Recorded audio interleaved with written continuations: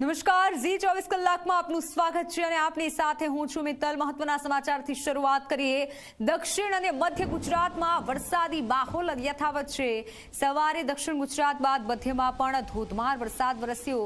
નર્મદા અને છોટાઉદેપુર દાહોદમાં ધમાકેદાર વરસાદ નોંધાયો। નર્મદાના નાંદોદમાં સૌથી વધુ 8.5 ઇંચ જેટલો વરસાદ નોંધાયો છે।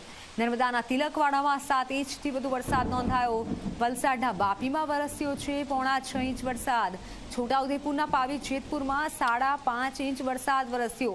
નર્મદાના ગરુડેશ્વર, સુરતના બારડોલીમાં 5 ઇંચ, તાપીના સોનગઢ અને વ્યારામાં 4.5 ઇંચથી વધુ વરસાદ નોંધાયો છે। દાહોદ, પારડી, ડેડિયાપાડામાં 4 ઇંચથી વધુ વરસાદ નોંધાયો છે।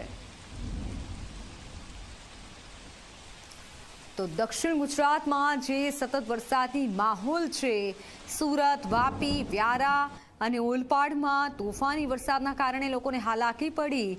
કમરસમાં પાણીમાંથી લોકો જવા માટે મજબૂર બન્યા હતા, અવરજવર કરવા મજબૂર બન્યા હતા, વાહનો પાણીમાં ડૂબ્યા હતા। અને આટલા વરસાદમાં જે સુરત કે જ્યાં રસ્તામાં પાણી જ પાણીના દ્રશ્યો જોવા મળ્યા, જાણે કે નદી વહેતી હોય તેવા દ્રશ્યો જોવા મળ્યા છે। તો આ તરફ તંત્ર દ્વારા, એનડીઆરએફની ટીમ દ્વારા પણ લોકોને મદદ પહોંચાડવામાં આવી, લોકોનું રેસ્ક્યુ કરવામાં આવી। જ્યારે વધુ વરસાદ થઈ રહ્યો છે તો છોટાઉદેપુર, દાહોદ અને નર્મદાના આ દ્રશ્યો છે કે જ્યાં વધુ વરસાદના કારણે હાલાકી પડી।